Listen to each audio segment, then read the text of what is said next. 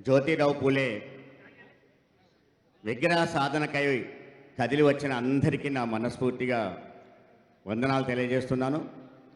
వేదిక మీద ఉన్న పెద్దలు, మనందరికీ బీసీ బంధువుగా నాయకత్వం వహిస్తున్న కవితమ్మకి, కళాకారులకి, విలేకరులకి అందరికి కూడా నా నమస్కారం.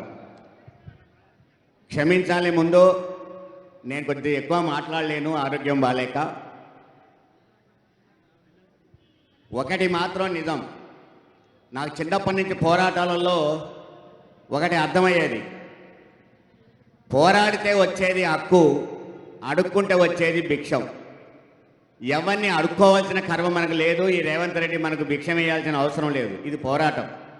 జ్యోతిరావు పూలే విగ్రహం అక్కడ పెట్టడం అనేది మన హక్కు. నువ్వు అధికారంలో ఉన్నావు కాబట్టి నువ్వు పెట్టు, లేకపోతే అధికారంలోకి వచ్చేవాడిని తెచ్చుకొని అక్కడ విగ్రహం పెట్టిస్తారు, జాగ్రత్త అని మనం హెచ్చరిక చేయాల్సిన అవసరం ఉంది. ఒకటి, ఈ రాష్ట్రాన్ని పాలిస్తున్న వ్యక్తి ఒక బుడ్డరకాను, పెద్ద కన్ఫ్యూజర్ మాస్టరు.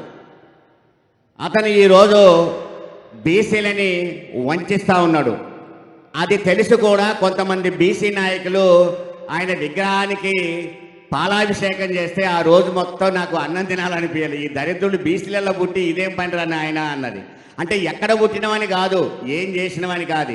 బీసీలలో పుట్టని కవితమ్మేమో బీసీల కోసం పోరాటం చేస్తుంటే, బీసీలలో పుట్టిన దరిద్రులు పోయేమో ఆయన విగ్రహానికి పాలాభిషేకం చేస్తున్నారు ఫోటోకి. ఇది ఒక దరిద్రం.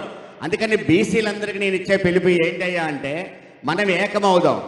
ఎవరైతే మనకు వ్యతిరేకంగా చేస్తూ ఉన్నారో, ఎవరైతే బిల్లుని దాచిపెడతా ఉన్నారో, ఎవరైతే మన లెక్కల్ని తగ్గించి చూపెడుతున్నారో, ఎవరైతే మనకి ఇచ్చిన హామీల్ని అమలు చేయడం లేదో, ఇదే బీసీ అదే రేవంత్ రెడ్డి గోసిని పీకాల్సిన అవసరం ఉంటుంది. ఎందుకంటే ఆయన అసెంబ్లీలో చెప్తాడు ఎప్పుడు, వాని గోసి పీకుతా, వీని గోసి పీకుతా, వాని గోసి పీకుతా అన్నది. రేపు నీ గోసి పీకేదే బీసీ అని చెప్పేసి ఖచ్చితంగా మనందరం ముందుకు పోవాల్సిన అవసరం ఉంటుంది అనేది ఒకటి మీకు చెప్పాలనుకున్నాను. రెండోది ఏంటయ్యా అంటే, బీసీలంటే భయపడతారు, కన్ఫ్యూజన్ ఉంటుంది అనుకుంటారు. బీసీలలో 56% జాతీయంగా ఇవాళ మనకు యావరేజ్గా 56% అన్ని రాష్ట్రాలలో బీసీలు ఉన్నారు. బీసీలు దలుచుకుంటే కుర్చీలే తారుమారయ్యే అవకాశాలు ఉంటాయి. దానికోసమని మనం ఇవాళ కవితమ్మ గారి నాయకత్వాన కొద్దిమంది అంటూ ఉన్నారు, కవితమ్మ ఎవరు, కవితమ్మ ఎవరు, దరిద్రులు నువ్వు వైపు ఆ ఫోటోకు నువ్వు పాలాభిషేకం చేసుకుంటావు, నువ్వెవడిరా నాయన, నువ్వేం బీసీలకు ఉపయోగపడతావు అని చెప్పాల్సిన అవసరం ఉన్నది ఇక్కడ మనకి.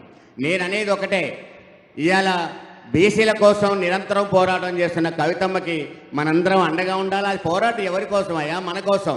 అందుకని ఎవరు భయపడడు. మాకు పోరాటం అంటే ఒక ఆట, మనకు పోరాటం అంటే ఒక ఆట. పక్కనే ఉన్నది పాట, తీస్తాం నీ తాట. ఈ విధంగానే మనం ముందుకు పోవాల్సిన అవసరం ఉంటుంది. అందుకే పోరాటానికి మేమేం భయపడం. అందుకని నేను రేవంత్ రెడ్డికి మరొకసారి హెచ్చరిక చేస్తున్నా, 11వ తారీఖు లోపల పూలే విగ్రహం పెట్టాలని చెప్పి ఆ విధంగా ప్రకటన చెప్పాలని చెప్తూ నేను మనస్ఫూర్తిగానే ఆయన కోరుకుంటా ఉన్నాను. దాని పోరాటాన్ని చవి చూడకని కూడా నేను చెప్తా ఉన్నాను. దయచేసి ఇంతకంటే నేను ఎక్కువ మాట్లాడలేను, నన్ను క్షమించండి.